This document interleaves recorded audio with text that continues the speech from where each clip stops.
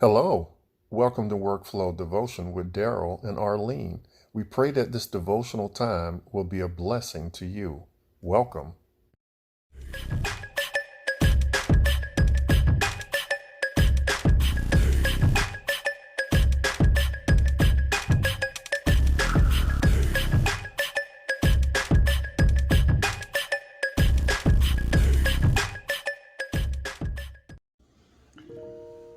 Hello, and welcome to the last Workflow Devotion for the year of 2022.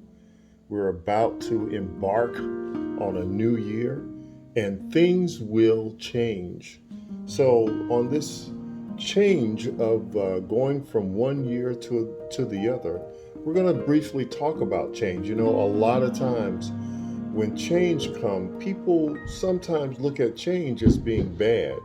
They look at the situations that are going on around them, and when that situation looks bad, they literally think that this is how life is going to be for me, and they don't understand that the Bible literally tells us that all things work together for our good, for those of us that love the Lord. Well, we're going to we're going to talk briefly about the book of Esther. It's a very good book in the Old Testament.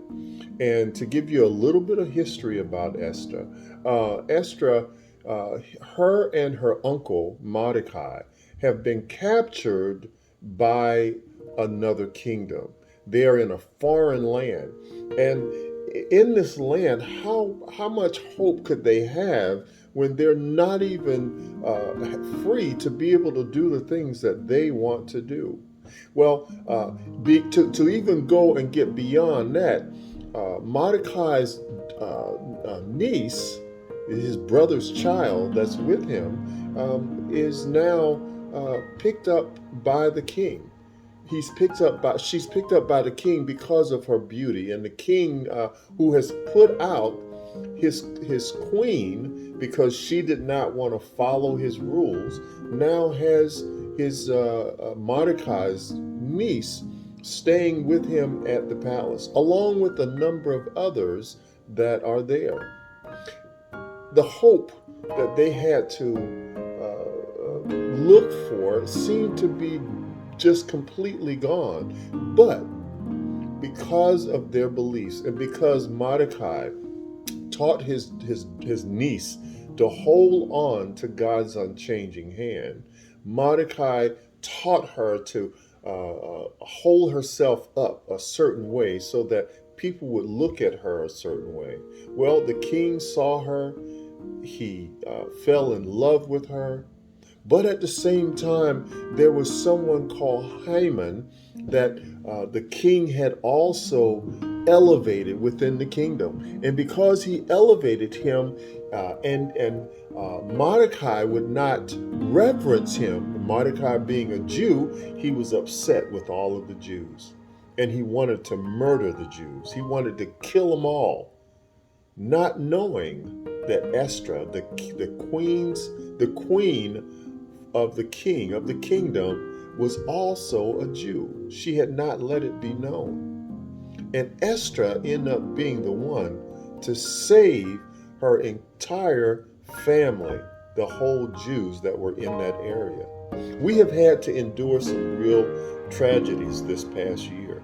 We've had here in the state of Florida a hurricane that came through that actually was the worst of all hurricanes recorded. A lot of people lost a lot of things. They lost a lot. As I'm losing this video that's coming on, they lost a lot, but they continued on.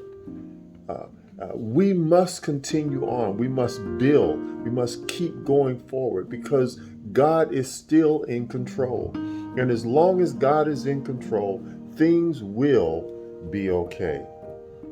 There was a storm. Some people actually lost their lives. A lot of people lost their homes. But we are still here. And if we're still here, God has a plan. Even though we may not understand it all the time, God still has a plan. There was another young man in the Bible named Joseph. Joseph had brothers, and Joseph's brothers put him in a hole. They were upset with him because they felt that his father, their father, loved him more than he loved them. They put him in a hole. He ended up being sold. He ended up going into a dungeon. He ended up going to jail, but he was still looked after by God.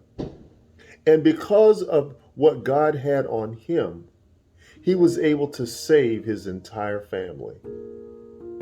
We too, as we prepare ourselves to embark on this new challenge that is coming before us in the year of 2023, we have to be able to embark and understand that change can still work on our side, because the Bible tells us that all things work together for the good, for those of us that love, obey, and trust God. So as you prepare yourself for this new year, know that change that will come will be for your good. God bless you.